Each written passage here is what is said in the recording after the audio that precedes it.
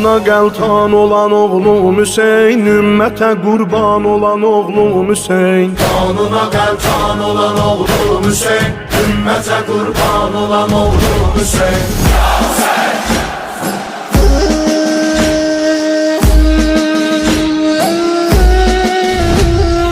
Teşnələr öldürdülər qardaşını, firqəti qan eylədi göz yaşını.